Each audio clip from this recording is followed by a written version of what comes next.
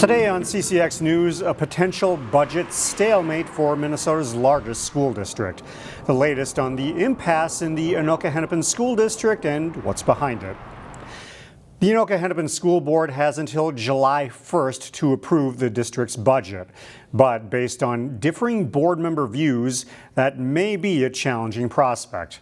According to a Facebook post by board member Matt Audette, he and two other members of the board plan to oppose the budget if it includes funding for a laundry list of procedures and programs. That includes teaching related to race and gender identity issues, with Audette calling these teachings divisive and one-sided.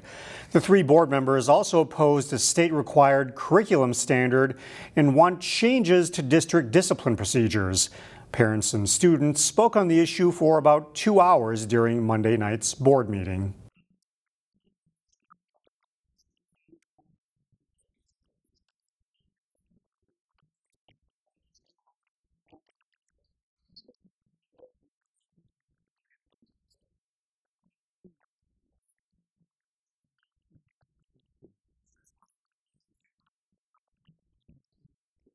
The school board meets during a non-televised work session tonight, Tuesday, to continue budget discussions.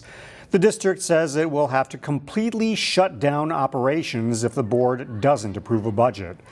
The proposed budget includes $5.2 million in cuts. A domestic incident in Robbinsdale drew a significant police response and a countywide alert sent out by accident.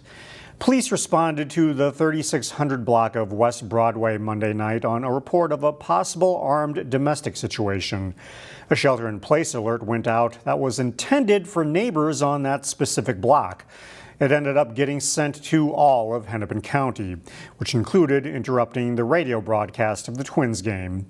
In the end, police did detain 3 people and located weapons. It's unclear what precisely led up to the police call. As we went to air Tuesday, possible charges were still being determined. A Brooklyn-centered charitable organization got a sizable check to help its community. U.S. Representative Ilhan Omar presented CAPI with a $1 million check Tuesday afternoon. The money comes from federal tax dollars. Omar said it's important for representatives to advocate for small organizations making a difference in their district. For her, CAPI is one of them. We look at the earmarking process or the community project funding process as an opportunity to bring dollars to community orgs that are addressing the equity gaps that we have in our state, especially in our district. As an organization, CAPI serves immigrants, refugees, and people of color in Hennepin County.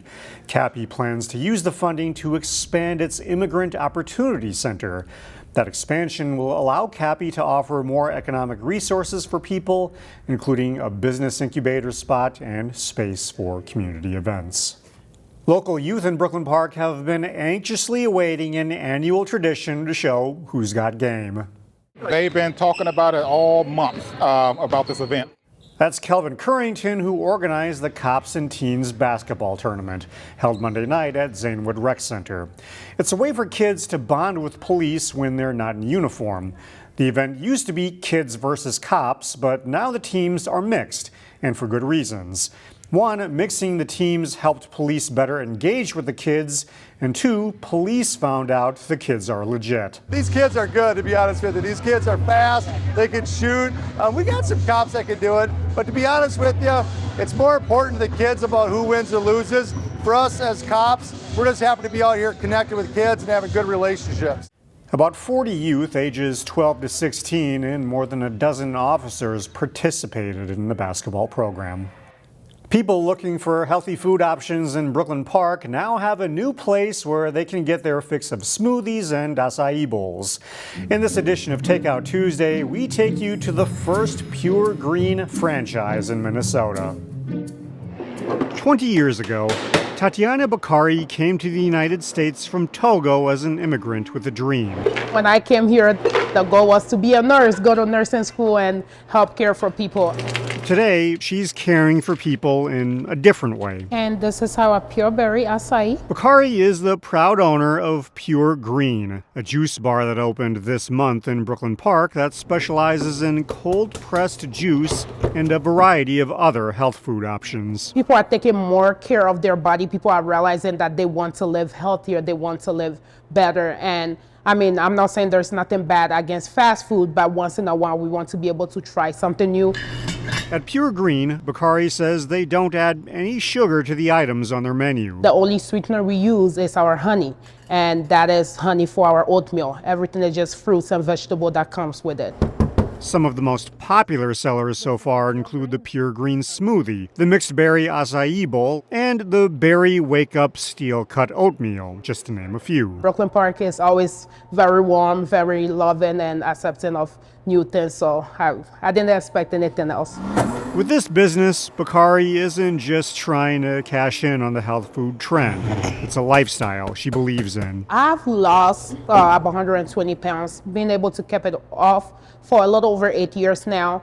And during my process, I struggled to find a healthy place to eat around Brooklyn Park area. Pure Green is her way of helping to solve that problem so that others can pursue a healthy lifestyle in Brooklyn Park. I have a 3-year-old, a 5-year-old, and of course I'm currently carrying, but I want my kids to be able to have access to healthy food.